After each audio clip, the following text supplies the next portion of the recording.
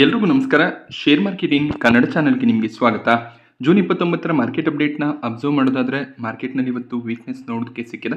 Long ವೀಕೆಂಡ್ನ ನಂತರ ಮಾರ್ಕೆಟ್ನಲ್ಲಿ ಸ್ವಲ್ಪ ಮಟ್ಟಿಗೆ ವೀಕ್ನೆಸ್ ಇವತ್ತು ನೋಡೋದಕ್ಕೆ ಸಿಕ್ತು. ನಿಫ್ಟಿ 110 ಪಾಯಿಂಟ್ಗಳಷ್ಟು ಕರೆಕ್ಟ್ ಆಗಿದೆ.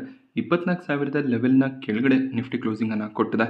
ಸೆನ್ಸೆಕ್ಸ್ನಲ್ಲಿ ಕೂಡ 0.5% ಡೌನ್ ಸೈಡ್ ಇವತ್ತು ನೋಡೋದಕ್ಕೆ ಸಿಕ್ತು. ಬ್ಯಾಂಕ್ ನಿಫ್ಟಿ ಕೂಡ 0.8% ಕರೆಕ್ಟ್ ಆಗಿದೆ. IT ಇಂಡೆಕ್ಸ್ನಲ್ಲಿ ಕೂಡ ವೀಕ್ನೆಸ್ ಕಂಟಿನ್ಯೂ ಆಯಿತು. 1%ಗೂ ಹೆಚ್ಚಾಗಿ IT ಇಂಡೆಕ್ಸ್ ಕರೆಕ್ಟ್ ಆಗಿದೆ. ನಿಫ್ಟಿ ಆಟೋ ಇಂಡೆಕ್ಸ್ನಲ್ಲಿ ಕೂಡ 2% ಡೌನ್ ಸೈಡ್ ನೋಡೋದಕ್ಕೆ ಸಿಕ್ತು. ಸೊ ಈ ಒಂದು ಕರೆಕ್ಷನ್ಗೆ ಒಂದು ರೀಸನ್ ವೀಕೆಂಡ್ನಲ್ಲಿ ಬಂದಂಥ ಕೆಲವೊಂದಿಷ್ಟು ನ್ಯೂಸ್ ಆಗಿರುತ್ತೆ. ಸೊ US ಮತ್ತು ಇರಾನ್ ಪೀಸ್ ಟ್ರೀಟಿಯನ್ನು ಸೈನ್ ಮಾಡ್ತಾರೆ ಅನ್ನೋಂಥ ಒಂದು ನ್ಯೂಸ್ ಇತ್ತು. ಬಟ್ ಮತ್ತೆ ಎರಡೂ ಟ್ರೂಪ್ಗಳ ನಡುವೆ ಅಟ್ಯಾಕ್ಸ್ ನೋಡೋದಕ್ಕೆ ಸಿಕ್ಕಿದೆ. ಸೊ ಈ ಒಂದು ಡೀಲ್ ಏನಿದೆ ಇನ್ನಷ್ಟು ಡಿಲೇ ಆಗುವಂಥ ಚಾನ್ಸಸ್ ಇದೆ ಅನ್ನುವಂಥ ರಿಸ್ಕ್ ಕಾಣಿಸ್ತಿರೋದ್ರಿಂದ ಮಾರ್ಕೆಟ್ನಲ್ಲಿ ವೀಕ್ನೆಸ್ ನೋಡೋದಕ್ಕೆ ಸಿಕ್ಕಿದೆ. ಬಟ್ US ಒಂದು ಸ್ಟೇಟ್ಮೆಂಟನ್ನು ಕೊಟ್ಟಿದ್ದಾರೆ, ನಾವು ಸ್ಟ್ಯಾಂಡ್ ಡೌನ್ ಮಾಡ್ತೀವಿ, ಯಾವುದೇ ರೀತಿಯ ಹೊಸ ಅಟ್ಯಾಕ್ಗಳನ್ನು ಮಾಡೋದಿಲ್ಲ ಅಂತ. ಬಟ್ ಇರಾನ್ನ ಕಡೆಯಿಂದ ಯಾವುದೇ ರೀತಿಯ ಕ್ಲಾರಿಫಿಕೇಶನ್ಸ್ ಇನ್ನೂ ಕೂಡ ಬಂದಿಲ್ಲ. ಸೊ ಇದೇ ರೀತಿಯಲ್ಲಿ ಸ್ಟ್ರೈಟ್ ಆಫ್ ಹಾರ್ಮೋಸ್ನಲ್ಲಿ ಅಟ್ಯಾಕ್ಸ್ ಕಂಟಿನ್ಯೂ ಆದರೆ ಈ ಒಂದು ಡೀಲ್ ಸೈನ್ ಆಗೋದಿಲ್ಲ. ಸೊ ಮತ್ತೆ ಕಾನ್ಫ್ಲಿಕ್ಟ್ಸ್ ಇನ್ಕ್ರೀಸ್ ಆದರೆ ಮಾರ್ಕೆಟ್ನಲ್ಲಿ ವೀಕ್ನೆಸ್ ಬರುವಂಥ ಚಾನ್ಸಸ್ ಇರುತ್ತೆ. ಸೊ ಆದಷ್ಟು ಬೇಗ ಈ ಒಂದು ಡೀಲ್ ಏನಾದರೂ ಸೈನ್ ಆದರೆ ಮಾರ್ಕೆಟ್ ಸ್ಟ್ರಾಂಗ್ ಆಗಿ ಜಂಪ್ ಆಗುವಂಥ ಚಾನ್ಸಸ್ ಇರುತ್ತೆ. ಹಾಗೆ ಭಾರತ ಮತ್ತೆ ಗ್ಲೋಬಲ್ ಮಾರ್ಕೆಟ್ ಕ್ಯಾಪ್ನ ಆಧಾರದ ಮೇಲೆ 5ನೇ ಸ್ಪಾಟನ್ನು ಪಡ್ಕೊಂಡಿದೆ. ರೀಸೆಂಟಾಗಿ 7ನೇ ಸ್ಪಾಟ್ಗೆ ಡ್ರಾಪ್ ಆಗಿತ್ತು. ಸೊ ಸೌತ್ ಕೊರಿಯಾ ಮತ್ತು ತೈವಾನ್ ಮಾರ್ಕೆಟ್ ಸ್ಟ್ರಾಂಗ್ ಆಗಿ ಪರ್ಫಾರ್ಮ್ ಮಾಡಿತ್ತು. ಬಟ್ ಈಗ ಆ ಎರಡು ಮಾರ್ಕೆಟ್ಗಳಲ್ಲಿ ಸ್ವಲ್ಪ ಮಟ್ಟಿಗೆ ಪ್ರಾಫಿಟ್ ಬುಕಿಂಗ್ಸ್ ಆಗಿರುತ್ತೆ. ಆ ರೀಸನ್ನಿಂದ ಭಾರತ ಮತ್ತೆ 5ನೇ ಪೊಸಿಷನನ್ನು ತಗೊಂಡಿದೆ. ಈಗ ಟೋಟಲ್ ಮಾರ್ಕೆಟ್ ಕ್ಯಾಪ್ $5.05 ಟ್ರಿಲಿಯನ್ ನೋಡೋದಕ್ಕೆ ಸಿಗುತ್ತೆ. ಸೊ ತೈವಾನ್ ಮತ್ತು ಸೌತ್ ಕೊರಿಯಾ ತುಂಬ ಹಿಂದೆ ಏನು ಬಿದ್ದಿಲ್ಲ. $4.97 ಟ್ರಿಲಿಯನ್ ಮಾರ್ಕೆಟ್ ಕ್ಯಾಪನ್ನು ತೈವಾನ್ ಹೊಂದಿದೆ. ಸೊ ಸೌತ್ ಕೊರಿಯಾ ಕೂಡ $4.66 ಟ್ರಿಲಿಯನ್ ಮಾರ್ಕೆಟ್ ಕ್ಯಾಪನ್ನು ಹೊಂದಿದೆ. ಸೊ ಮಾರ್ಕೆಟ್ ಮೊಮೆಂಟಮ್ನ ಬೇಸಿಸ್ ಮೇಲೆ ಈ ಒಂದು ನಂಬರ್ಸ್ ಏನಿದೆ ಆಗಾಗ ಚೇಂಜ್ ಆಗ್ತಾ ಇರುತ್ತೆ.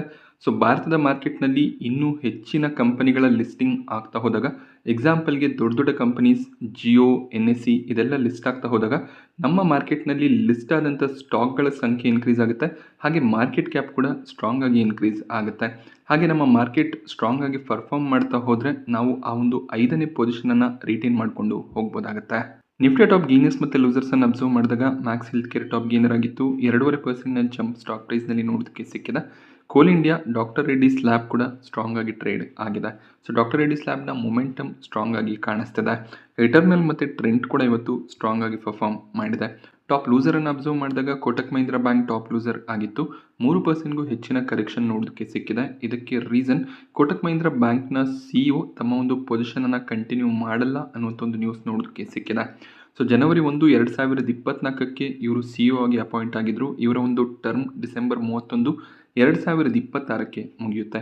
ಸೊ ಅದಾದಮೇಲೆ ಕೋಟಕ್ ಮಹೀಂದ್ರಾ ಬ್ಯಾಂಕ್ ಹೊಸ CEOನ ಅಪಾಯಿಂಟ್ ಮಾಡಬೇಕಾಗುತ್ತೆ. ಸೊ ಟಾಪ್ ಮ್ಯಾನೇಜ್ಮೆಂಟ್ನಲ್ಲಿ ಈ ರೀತಿಯ ಡಿಸಿಷನ್ಸ್ ಬಂದಾಗ ಸ್ಟಾಕ್ ಅದಕ್ಕೆ ಸ್ವಲ್ಪ ಮಟ್ಟಿಗೆ ನೆಗೆಟಿವ್ ಆಗಿ ರಿಯಾಕ್ಟ್ ಮಾಡುತ್ತೆ. ಹಾಗೆ ಆಟೋ ಸೆಕ್ಟರ್ನ ಸ್ಟಾಕ್ಗಳಲ್ಲಿ ಕೂಡ ಇವತ್ತು ವೀಕ್ನೆಸ್ ನೋಡೋದಕ್ಕೆ ಸಿಕ್ತು. M&M 2.8% ಕರೆಕ್ಟ್ ಆಗಿದ್ರೆ ಮಾರುತಿ ಸುಜುಕಿನಲ್ಲಿ 2.5% ಕರೆಕ್ಷನ್ ನೋಡೋದಕ್ಕೆ ಸಿಕ್ಕಿದೆ. ಸೊ ಮಿಡ್ಲ್ ಈಸ್ಟ್ನಲ್ಲಿ ಕಾನ್ಫ್ಲಿಕ್ಟ್ಸ್ ಇದೆ ಅನ್ನುವಂಥ ನ್ಯೂಸ್ಗಳು ಬರೋದಕ್ಕೆ ಸ್ಟಾರ್ಟ್ ಆದಾಗ ಅದಕ್ಕೆ ಆಟೋ ಸ್ಟಾಕ್ಸ್ ಸ್ವಲ್ಪ ಮಟ್ಟಿಗೆ ನೆಗೆಟಿವ್ ಆಗಿ ರಿಯಾಕ್ಟ್ ಮಾಡುತ್ತೆ. ಅದಾನಿ ಎಂಟರ್ಪ್ರೈಸಸ್ನಲ್ಲಿ ಕೂಡ 2.5% ಡೌನ್ ಸೈಡ್ ನೋಡೋದಕ್ಕೆ ಸಿಕ್ತು. ಇಂಡಿಗೋ ಕೂಡ ನೆಗೆಟಿವ್ ಆಗಿ ಟ್ರೇಡ್ ಆಗಿದೆ. ಸೊ ಮತ್ತೆ ಕಾನ್ಫ್ಲಿಕ್ಟ್ ಸ್ಟಾರ್ಟ್ ಆದರೆ ಟ್ರಾವೆಲ್ನ ಮೇಲೆ ರೆಸ್ಟ್ರಿಕ್ಷನ್ಸ್ ಬರುತ್ತೆ, ಅದು ಇಂಡಿಗೋಗೆ ನೆಗೆಟಿವ್ ಆಗುತ್ತೆ ಅನ್ನುವಂಥ ಒಂದು ರೀಸನ್ನಿಂದ ಸ್ಟಾಕ್ನಲ್ಲಿ ಕರೆಕ್ಷನ್ ಕಾಣಿಸಿದೆ. ಬಜಾಜ್ ಆಟೋ ಮ್ಯಾನೇಜ್ಮೆಂಟ್ 12,000 ಪ್ರೈಸ್ನಲ್ಲಿ ಸ್ಟಾಕ್ ಬೈಬ್ಯಾಕನ್ನು ಅನೌನ್ಸ್ ಮಾಡಿದರು. ಆ ಒಂದು ಬೈಬ್ಯಾಕ್ಗೆ ರೆಕಾರ್ಡ್ ಡೇಟ್ ಜೂನ್ 24 ಆಗಿತ್ತು. ಸೊ ಈಗ ಬೈಬ್ಯಾಕ್ ಓಪನಿಂಗ್ ಡೇಟ್ ಅನೌನ್ಸ್ ಆಗಿದೆ. ಜುಲೈ 1 ಓಪನಿಂಗ್ ಡೇಟ್ ಆಗಿರುತ್ತೆ. ಜುಲೈ 1ರಿಂದ ಜುಲೈ 7ರವರೆಗೂ ನೀವು ಶೇರ್ಗಳನ್ನು ಟೆಂಡರ್ ಮಾಡ್ಬೋದಾಗುತ್ತೆ. ಸೊ ಯಾರೆಲ್ಲ ಶೇರ್ಸ್ಗಳನ್ನು ಜೂನ್ 24ಕ್ಕೂ ಮುಂಚೆ ಪರ್ಚೇಸ್ ಮಾಡಿದ್ದೀರಾ ಆ ಶೇರ್ಸ್ಗಳು ಮಾತ್ರ ಟೆಂಡರ್ ಆಗುತ್ತೆ. ಆಲ್ರೆಡಿ ಬೈಬ್ಯಾಕ್ ಡೇಟ್ ಕೂಡ ಬಂದಿರೋದ್ರಿಂದ ಸ್ಟಾಕ್ನಲ್ಲಿ ವೀಕ್ನೆಸ್ ಕಾಣಿಸ್ತಿದೆ. ಅಂದರೆ ಯಾರೆಲ್ಲ ಬೈಬ್ಯಾಕ್ನ ರೀಸನ್ನಿಂದ ಪರ್ಚೇಸ್ ಮಾಡಿದ್ರು ಅವರು ಸ್ವಲ್ಪ ಮಟ್ಟಿಗೆ ಪ್ರಾಫಿಟ್ಸನ್ನು ತಗೊಳ್ತಿರ್ತಾರೆ. ಯಾಕೆಂದರೆ ಈ ಒಂದು ಲೆವೆಲ್ನಿಂದ ಬೈಯಿಂಗ್ ಅಷ್ಟಾಗಿ ಇರೋದಿಲ್ಲ. Already buyback record date final ಆಗಿರೋದ್ರಿಂದ ಆ ಡೇಟ್ಗೂ ಮುಂಚೆ ಪರ್ಚೇಸ್ ಮಾಡಿರೋರಿಗೆ ಮಾತ್ರ ಈ ಒಂದು ಶೇರ್ಸ್ಗಳನ್ನ ಟೆಂಡರ್ ಮಾಡುವಂಥ ಅಧಿಕಾರ ಇರುತ್ತೆ. ಅದರಿಂದ ಫ್ರೆಶ್ ಬೈಯಿಂಗ್ ಕಡಿಮೆ ಆಗ್ಬೋದು ಅನ್ನುವಂಥ ರೀಸನ್ನಿಂದ ಕೂಡ ಸ್ವಲ್ಪ ಪ್ರಾಫಿಟ್ ಬುಕಿಂಗ್ ಬಂದಿರುತ್ತೆ. ಹಾಗೆ ಎಲ್ಲ ಶೇರ್ಗಳು ಬೈಬ್ಯಾಕ್ ಆಗೋದಿಲ್ಲ. ಸೊ ಒಂದು ರೇಷಿಯೋ ಇರುತ್ತೆ, ಅದರ ಬೇಸಿಸ್ ಮೇಲೆ ನಂಬರ್ ಆಫ್ ಶೇರ್ಸ್ ಡಿಸೈಡ್ ಆಗುತ್ತೆ. ಸೊ ಜುಲೈ 14ರ ವೇಳೆಗೆ ಈ ಎಲ್ಲ ಫಾರ್ಮಾಲಿಟೀಸ್ ಕಂಪ್ಲೀಟ್ ಆಗಿ ನೀವು ಟೆಂಡರ್ ಎಷ್ಟು ಶೇರ್ಸ್ಗಳನ್ನು ಮಾಡಿರ್ತೀರಾ, ಎಷ್ಟು ಶೇರ್ಸ್ ಬೈಬ್ಯಾಕ್ ಆಗುತ್ತೆ ಅದರ ಬಗ್ಗೆ ಕಂಪ್ಲೀಟ್ ಇನ್ಫಾರ್ಮೇಷನ್ ಆಗಿ ಸೆಟಲ್ಮೆಂಟ್ ಕೂಡ ಆಗುತ್ತೆ. ಪರ್ಸಿಸ್ಟೆಂಟ್ ಸಿಸ್ಟಮ್ ಸ್ಟಾಕ್ ಪ್ರೈಸ್ನಲ್ಲಿ 11%ಗೂ ಹೆಚ್ಚಿನ ಕರೆಕ್ಷನ್ ನೋಡೋದಕ್ಕೆ ಸಿಕ್ತು. ಇದಕ್ಕೆ ರೀಸನ್ ಒಂದು ಅಕ್ವಿಸಿಷನ್ ಆಗಿರುತ್ತೆ. ಅಂದರೆ ಕಂಪನಿ ಇನ್ನೊಂದು ಕಂಪನಿಯನ್ನು ಅಕ್ವೈರ್ ಮಾಡ್ಕೊಂಡಿದ್ದಾರೆ. ಯೂಶಲಿ ಈ ರೀತಿಯಲ್ಲಿ ಅಕ್ವೈರ್ ಮಾಡ್ಕೊಳ್ಳುವಂಥ ಕಂಪನಿಗಳಿಗೆ ಪಾಸಿಟಿವ್ ಆಗಿರುತ್ತೆ. ಬಟ್ ಯಾವ ಒಂದು ಪ್ರೈಸ್ನಲ್ಲಿ ಅಕ್ವಿಸಿಷನ್ ಆಗುತ್ತೆ ಅದು ತುಂಬಾ ಇಂಪಾರ್ಟೆಂಟ್ ಆಗುತ್ತೆ. ಈ ಒಂದು ಅಕ್ವಿಸಿಷನ್ ಸ್ವಲ್ಪ ಎಕ್ಸ್ಪೆನ್ಸಿವ್ ಆಗಿ ಆಗಿದೆ ಅನ್ನೋದು ಇನ್ವೆಸ್ಟರ್ಸ್ಗಳ ವ್ಯೂ ಆಗಿರುತ್ತೆ. ಆ ರೀಸನ್ನಿಂದ ಪರ್ಸಿಸ್ಟೆಂಟ್ ಸಿಸ್ಟಮಲ್ಲಿ ವೀಕ್ನೆಸ್ ನೋಡೋದಕ್ಕೆ ಸಿಕ್ಕಿದೆ. ಯೂಶಲಿ ಅಕ್ವಿಸಿಷನ್ಸ್ ಆದಾಗ ಕಂಪನಿಯ ರೆವೆನ್ಯೂಸ್ ಸ್ಟ್ರಾಂಗ್ ಆಗಿ ಇನ್ಕ್ರೀಸ್ ಆಗುತ್ತೆ. ಬಟ್ ಅಕ್ವಿಸಿಷನ್ ಮಾಡಬೇಕಾದ್ರೆ ಅವರೇನು ಕ್ಯಾಶ್ ಫ್ಲೋ ಇಟ್ಕೊಂಡಿರ್ತಾರೆ ಅಥವಾ ಡೆಟ್ಟನ್ನು ತೊಗೊಂಡು ಅಕ್ವಿಸಿಷನ್ಸ್ಗಳನ್ನು ಮಾಡ್ತಾರೆ, ಆ ಒಂದು ಬರ್ಡನ್ ಕೂಡ ಕಂಪನಿಯ ಮೇಲೆ ಬೀಳುತ್ತೆ. ಸೊ ಬರ್ಡನ್ ಹೆಚ್ಚಾಗ್ಬೋದು ಅನ್ನುವಂಥ ರೀಸನ್ನಿಂದ ಕೂಡ ಸ್ಟಾಕ್ ಕರೆಕ್ಟ್ ಆಗಿರುತ್ತೆ. ನೋಡಬೇಕಾಗುತ್ತೆ ಈ ನೆಗಾರೋ ಕಂಪನಿಯನ್ನು ಏನು ಪರ್ಸಿಸ್ಟೆಂಟ್ ಸಿಸ್ಟಮ್ ಅಕ್ವೈರ್ ಮಾಡ್ಕೊಂಡಿದ್ದಾರೆ, ಆ ಕಂಪನಿಯ ಅಕ್ವಿಸಿಷನ್ ನಂತರ ಇವರ ಫಿನಾನ್ಷಿಯಲ್ಸ್ ಯಾವ ರೀತಿಯಲ್ಲಿ ಚೇಂಜ್ ಆಗುತ್ತೆ ಅಂತ. ಸ್ಟ್ರಾಂಗ್ ಆಗಿ ರೆವೆನ್ಯೂಸ್ ಪ್ರಾಫಿಟ್ಸ್ ಬರ್ತಾ ಹೋದರೆ ಸ್ಟಾಕ್ ಮತ್ತೆ ರಿಕವರ್ ಆಗುತ್ತೆ. ಹಾಗೆ ಲಾಂಗ್ ಟರ್ಮ್ಗೆ ಈ ರೀತಿಯ ಕರೆಕ್ಷನ್ಸ್ ಒಳ್ಳೆಯ ಒಂದು ಆಪರ್ಚುನಿಟಿ ಆಗುತ್ತೆ. ನೆಟ್ವೆಬ್ ಟೆಕ್ನಾಲಜಿ ಸ್ಟಾಕ್ ಪ್ರೈಸ್ನಲ್ಲಿ ಕೂಡ 10% ಅರೌಂಡಲ್ಲಿ ಕರೆಕ್ಷನ್ ನೋಡೋದಕ್ಕೆ ಸಿಕ್ಕಿದೆ. ಇದಕ್ಕೆ ರೀಸನ್ ಕಂಪನಿ ಫಂಡ್ ರೈಸಿಂಗ್ನ ಬಗ್ಗೆ ಮಾತುಕತೆಗಳನ್ನು ಮಾಡಿದ್ದಾರೆ. ಸೊ ಈ ಒಂದು ಫಂಡ್ ರೈಸಿಂಗ್ ಯಾವ ಒಂದು ರೂಟ್ನಲ್ಲಾಗುತ್ತೆ ಕ್ಲಾರಿಫಿಕೇಶನ್ ಇಲ್ಲ.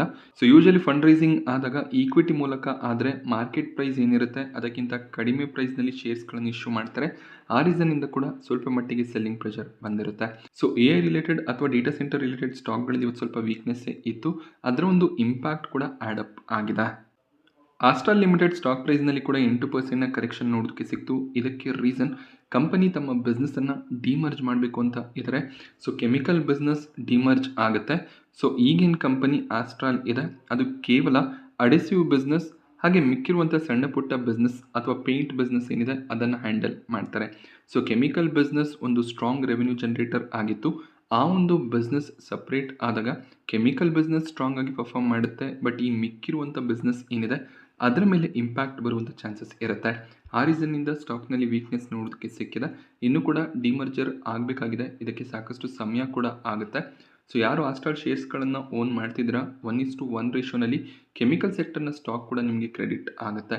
ಸೊ ಆಗ ನೀವು ಕೆಮಿಕಲ್ ಸೆಕ್ಟರ್ನಲ್ಲಿ ಇಂಟ್ರೆಸ್ಟೆಡ್ ಇದ್ದರೆ ಆ ಒಂದು ಸ್ಟಾಕನ್ನು ಕಂಟಿನ್ಯೂ ಮಾಡ್ಬೋದು. ಅಥವಾ ಇವರ ಅಡೆಸಿವ್ ಪೇಂಟ್ ಬಿಸ್ನೆಸ್ನಲ್ಲಿ ಇಂಟ್ರೆಸ್ಟೆಡ್ ಇದ್ದರೆ ಆಸ್ಟ್ರಾಲ್ ಈಗೇನು ಬಿಸ್ನೆಸ್ ಇದೆ ಅದನ್ನು ಕಂಟಿನ್ಯೂ ಮಾಡ್ಬೋದಾಗುತ್ತೆ. ಅಪೋಲೋ ಮೈಕ್ರೋಸಿಸ್ಟಮ್ ಸ್ಟಾಕ್ ಪ್ರೈಸ್ನಲ್ಲಿ 6% ಜಂಪ್ ನೋಡೋದಕ್ಕೆ ಸಿಕ್ತು. ಇದಕ್ಕೆ ರೀಸನ್ ಇವರ ಮೇಜರ್ ಕ್ಲೈಂಟ್ BELಗೆ 30,000 ಕೋಟಿಯ quick reaction surface to air missile order ಸಿಗ್ಬೋದು ಅನ್ನುವಂಥ ನ್ಯೂಸ್ ಇದೆ. ಸೊ BELಗೆ 30,000 ಕೋಟಿಯ ಆರ್ಡರ್ ಸಿಕ್ಕಿದ್ರೆ ಅಪೋಲೋ ಮೈಕ್ರೋಸಿಸ್ಟಮ್ ಯಾಕೆ 6% ಜಂಪ್ ಆಗಿದೆ ಅಂದರೆ, ಸೊ ಈ ಪ್ರಾಡಕ್ಟ್ಸ್ಗಳನ್ನು ಮ್ಯಾನುಫ್ಯಾಕ್ಚರ್ ಮಾಡೋದಕ್ಕೆ ರಾ ಮೆಟೀರಿಯಲ್ ಏನಿದೆ ಅದನ್ನು ಸಪ್ಲೈ ಮಾಡೋದು ಅಪೋಲೋ ಮೈಕ್ರೋಸಿಸ್ಟಮ್ಸ್. ಸೊ ಆ ರೀಸನ್ನಿಂದ ಇವ್ರಿಗೂ ಕೂಡ ಒಳ್ಳೆ ಆರ್ಡರ್ ಬರ್ಬೋದು ಅನ್ನುವಂಥ ರೀಸನ್ನಿಂದ ಸ್ಟಾಕ್ನಲ್ಲಿ ಸ್ಟ್ರಾಂಗ್ ಮೊಮೆಂಟಮ್ ನೋಡೋದಕ್ಕೆ ಸಿಕ್ಕಿದೆ. ಸೊ ಈ ರೀತಿಯಲ್ಲಿ ಒಂದು ದೊಡ್ಡ ಕಂಪನಿಯ ಮೇಲೆ ಸಣ್ಣ ಕಂಪನಿ ಡಿಪೆಂಡ್ ಆಗಿರುತ್ತೆ. ದೊಡ್ಡ ಕಂಪನಿಗೆ ಆರ್ಡರ್ ಸಿಗ್ತಾ ಹೋದರೆ ಸಣ್ಣ ಕಂಪನಿಯಲ್ಲಿ ಕೂಡ ಅದರ ಒಂದು ರಿಫ್ಲೆಕ್ಷನ್ ಕಾಣಿಸುತ್ತೆ. ದೊಡ್ಡ ಕಂಪನಿಯಲ್ಲಿ ಪ್ರಾಬ್ಲಮ್ ಆದರೆ ಅದರ ರಿಫ್ಲೆಕ್ಷನ್ ನೆಗೆಟಿವ್ ಆಗಿ ಸಣ್ಣ ಕಂಪನಿಯಲ್ಲಿ ಕಾಣಿಸುತ್ತೆ. ಸೊ ಟರ್ಟಲ್ ಮಿಂಟ್ ಫಿನ್ಟೆಕ್ ಇವತ್ತು ಮಾರ್ಕೆಟ್ನಲ್ಲಿ ಲಿಸ್ಟ್ ಆಗಿದೆ. ಕಂಪನಿ ಏನು ಪ್ರೈಸ್ ಸೆಟ್ ಮಾಡಿದ್ರು ಅದಕ್ಕಿಂತ 11% ಡಿಸ್ಕೌಂಟ್ನಲ್ಲಿ ಲಿಸ್ಟಿಂಗ್ ನೋಡೋದಕ್ಕೆ ಸಿಕ್ಕಿದೆ. ಕಂಪನಿ ಸೆಟ್ ಮಾಡಿದಂಥ ಕಟ್ ಆಫ್ ಪ್ರೈಸ್ ₹152 ಆಗಿತ್ತು. 135ರ ಪ್ರೈಸ್ನಲ್ಲಿ NSEಯಲ್ಲಿ ಲಿಸ್ಟಿಂಗ್ ನೋಡೋದಕ್ಕೆ ಸಿಕ್ಕಿದೆ. ಸೊ ಅದೇ ಒಂದು ಪ್ರೈಸ್ನ ಅರೌಂಡಲ್ಲೇ ಕ್ಲೋಸಿಂಗ್ ಕೂಡ ನೋಡೋದಕ್ಕೆ ಸಿಕ್ತು. 145ರ ಹೈ ಕೂಡ ಟಚ್ ಆಗಿತ್ತು. ಸೊ ಈ ಒಂದು IPOನಲ್ಲಿ ಗ್ರೇ ಮಾರ್ಕೆಟ್ ಪ್ರೀಮಿಯಂ ಕಡಿಮೆ ಇತ್ತು. ಸೊ ಮಾರ್ಕೆಟ್ ಕಂಡೀಷನ್ ಕೂಡ ವೀಕ್ ಇದ್ದಿದ್ದರಿಂದ ನೆಗೆಟಿವ್ ಕ್ಲೋಸಿಂಗ್ ನೋಡೋದಕ್ಕೆ ಸಿಕ್ಕಿದೆ. ಕಾರ್ಡೆಲಿಯಾ ವಾಟರ್ವೇಸ್ ಲೀಜರ್ ಟೂರಿಸಂ IPOನಲ್ಲಿ ಗ್ರೇ ಮಾರ್ಕೆಟ್ ಪ್ರೀಮಿಯಂ ₹47 ನೆಗೆಟಿವ್ ಕಾಣಿಸ್ತದೆ. ಸೊ ಈ ಒಂದು IPOನಲ್ಲಿ ಕೂಡ ಒಂದು ನೆಗೆಟಿವ್ ಲಿಸ್ಟಿಂಗ್ನ ಎಕ್ಸ್ಪೆಕ್ಟೇಷನ್ ಇರುತ್ತೆ. ಸೊ ಇವತ್ತು ಅಲಾಟ್ಮೆಂಟ್ ಫೈನಲೈಸ್ ಆಗಬೇಕಾಗಿತ್ತು. ಸೊ ನಾಳೆ ಬೆಳಗ್ಗೆ ಅಷ್ಟರಲ್ಲಿ ಫೈನಲೈಸ್ ಆಗುತ್ತೆ. ಸೊ ಯಾರೆಲ್ಲ ಅಪ್ಲಿಕೇಶನ್ಸನ್ನು ಹಾಕಿದ್ದೀರಾ ಅಲಾಟ್ಮೆಂಟ್ನ ಚಾನ್ಸಸ್ ಕೂಡ ಹೆಚ್ಚಾಗಿ ಇರುತ್ತೆ. ಅದ್ವಿತ್ ಜ್ಯುವೆಲರ್ಸ್ನಲ್ಲಿ ಗ್ರೇ ಮಾರ್ಕೆಟ್ ಪ್ರೀಮಿಯಂ ಈಗಲೂ ಕೂಡ ಸ್ಟ್ರಾಂಗ್ ಆಗಿ ಕಾಣಿಸ್ತದೆ. ₹51 ಪ್ರೀಮಿಯಂ ನೋಡೋದಕ್ಕೆ ಸಿಗ್ತಿದ್ದು ₹5,000ವರೆಗೂ ಪ್ರಾಫಿಟ್ ಎಕ್ಸ್ಪೆಕ್ಟೇಷನ್ ಇರುತ್ತೆ. ಇಲ್ಲಿ ಕೂಡ ಇವತ್ತು ರಾತ್ರಿ ಅಥವಾ ನಾಳೆ ಬೆಳಗ್ಗೆ ಅಷ್ಟರಲ್ಲಿ ಅಲಾಟ್ಮೆಂಟ್ ಫೈನಲೈಸ್ ಆಗುತ್ತೆ. ಸೊ ಒಳ್ಳೆ ಒಂದು ಲಿಸ್ಟಿಂಗ್ನ ಎಕ್ಸ್ಪೆಕ್ಟೇಷನ್ ಈ ಒಂದು IPOನಲ್ಲಿ ಇದೆ. But grey market premium strong ಇರೋದ್ರಿಂದ ಅಲಾಟ್ಮೆಂಟ್ನ ಚಾನ್ಸಸ್ ಕೂಡ ಕಡಿಮೆ ಇರುತ್ತೆ. TSM ಟೆಕ್ನಾಲಜೀಸ್ನ ಕೊನೆ ದಿನದ ಸಬ್ಸ್ಕ್ರಿಪ್ಷನ್ ಎಂಡ್ ಆಯಿತು. ರಿಟೇಲ್ ಕ್ಯಾಟಗರಿ ಕೇವಲ 1.6 ಟೈಮ್ನಷ್ಟು ಮಾತ್ರ ಸಬ್ಸ್ಕ್ರೈಬ್ ಆಗಿದೆ. QIV ಮತ್ತು HNI ಕ್ಯಾಟಗರಿಯಲ್ಲಿ ಕೂಡ ಹೆಚ್ಚಿನ ಒಂದು ಸಬ್ಸ್ಕ್ರಿಪ್ಷನ್ ಬರಲಿಲ್ಲ.